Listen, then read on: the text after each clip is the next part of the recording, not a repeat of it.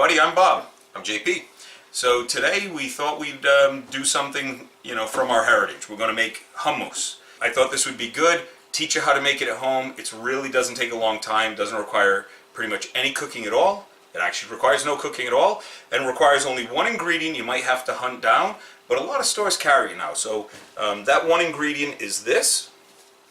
This is tahini, ground up sesame seeds in their own oil, basically. So it's really thick and you don't need a lot of it. You add it to taste, but without this you can't make hummus. And this is the thing that most people have trouble finding or getting to, so that they can make hummus, so they end up going and buying that junk that's in a $5 container. It's basically peanut butter made from... Oh, exactly. It's sesame butter. Sesame seeds. It's sesame butter. Yeah, it's sesame butter. All right. So here's a couple prices, just so it gives you an idea. So I am going to cheat today. I'm going to use chickpeas in a can. $1.79 for that can. I sometimes make them dry, maybe another episode. This entire massive thing, which will last you months, $7. Guys, just a single lemon. You need salt, and that's not a tough thing. Garlic, not this much. Okay, you don't need this much garlic. We're only going to probably use one clove. It helps to have something to separate with, a mesh to separate with, and a bowl to catch the liquid, because you actually want to keep the liquid that's in here. It's full of flavor. So a lot of people will dump the chickpeas out, they'll throw the liquid, and then they'll use water. And we're going to probably need water anyway, but this is good flavor. So this is all, and then for actual tools, we want to slice the garlic a little before we just throw it in a machine. I'm going to move that there, and we need this machine. So you really do want a food processor. I have made it without one, and it comes out a little chunkier and takes a lot of work. You could make it in a blender if you have a really good bar blender, but you can actually mash up the chickpeas and make it that way. We when we make it at home, I think we always use a blender. We have a second blender that we mostly use for savory things like hummus. And by the way, you should know that we're going to make the recipe available in a link you'll find in the description of this video. So just a quick chop of the garlic. Okay. Then we're going to separate our chickpeas.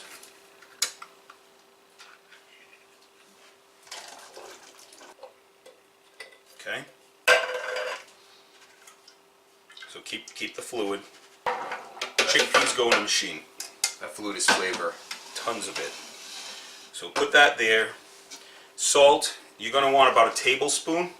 Maybe a little more, but later. Don't put it in now. Okay. The lemon, roll it. If you roll it first, you'll break up a bunch of stuff on the inside. It'll juice a lot easier.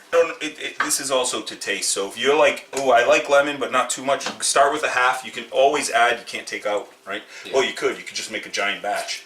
Just keep adding chickpeas. Yeah, I think a lot of hummus is to taste, and you'll notice that if you go to the supermarket, they also add different spices now. The way that Bob is showing it, he's showing how the hummus we grew up with. So this is basically what we're used to eating, although I think depending on who in the family that you talk to, will have different amounts of garlic going in there. And I personally like a lot of garlic, but I may end up adding a second. But it's your hummus. You make it the way you want it.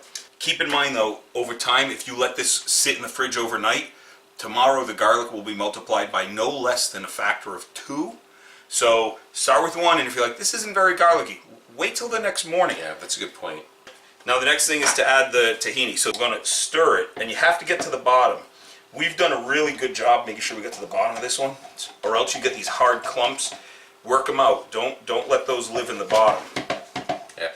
Yeah, peanut butter does the same thing if it's natural peanut butter, because it hasn't had any kind of emulsifier added. So that's what you're looking at here. This thing is pieces of sesame seeds and sesame oil, and that's what it does. It separates. So it's your job to kind of make sure that you're getting a good mix. Now personally, this is another to taste thing. I would start with a big spoon or a tablespoon, and then add a second one partway through. I like a lot of tahini, so I go straight for 2 right off the bat.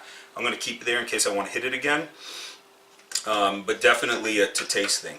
I think every part of this recipe is a to-taste thing, and that's one of the great things about hummus. You're making it the way you like it. So for the, I think for the consistency, for the salt, for the amount of tahini, and for the amount of, well, lemon and garlic. Those are all to-taste things. This is the only thing you don't screw with is the chickpeas. Right, so you need chickpeas. So we're going to add, so I'm going to say that's about a half a cup of liquid. We're going to add about a quarter of a cup, just to get everything moving around in there.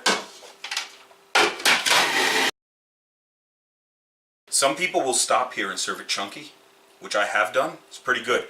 If you whip this way too much, you will get a very light and airy hummus. So it's not dense, but it's airy, and it's not bad. All right, let's see. Personally, I like it fairly smooth, although you've got some small chunks there, some remaining chunks, but other than that, a few chunks aren't bad. I mean, a few, I'd say, it doesn't have to be completely smooth. But again, that can vary depending on what you like, what you're used to. All right, let's just take a quick taste for salt and lemon and everything.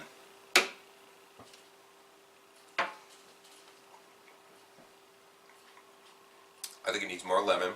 Okay. I would say you actually don't need to put more salt. Let's start with a half of a half. But it needs to punch. Okay. Start with the lemon. Go. Oh, look at that texture's coming in. It's clean. Well, what did you think? I thought it was pretty damn good. I might add a little lemon. That's I might good. not. It's good, right? Yeah. I mean, I'm nutty about.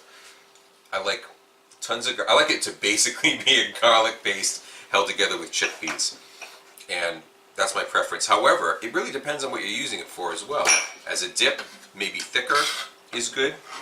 If you're putting it in like a shawarma sandwich, it's nice if it's. Shawarma is a cooked beef or chicken or lamb that they usually cook on a spit, and they cut it off. That's real stuff.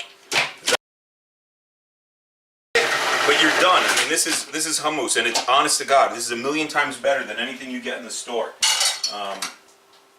New spoon.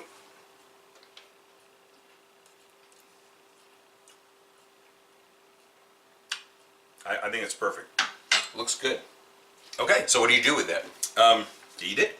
Yeah. So actually, serving is important. When people get hummus and then eat it out of a container, Probably move this. you're missing something. And those of you who've been to my home to eat know that that's not how you serve it. So here's what you do: get it in a bowl. Okay, try not to waste any. I mean, make it look good. To pour over it olive oil. And don't be stingy. The idea is the whole top gets covered with olive oil. But you see, it's a pool of oil, and it's fine because it tastes good. So use decent. This is the same oil we used last time. It's the Portuguese olive oil. It's delicious. It's absolutely phenomenal. If you use anything too extra virgin or anything, you're going to get no flavor from it. And that's it. You can add this to the top of your salad. You add it to a sandwich. Just sit there and eat it with bread, crackers. It's got protein. Yeah, you take some Lebanese bread, throw it, the pita bread, put it in your oven just for a couple of minutes, make crackers out of it and eat it. And that's it. That's it. Super easy hummus. You really can be done in about 10 minutes, and there's not that many dishes to clean. Everyone, thanks for watching this episode. I hope you learned something. Leave a comment and give us a like. If there's something you want to see different, hit us up. Subscribe so you see our future videos. And also hit the notification bell so you'll know when they come out. And we're going to do a short Lebanese series, and then we're going to do some bread and stuff. So, to your health, thanks for joining us, and remember, you can cook anything. Cheers.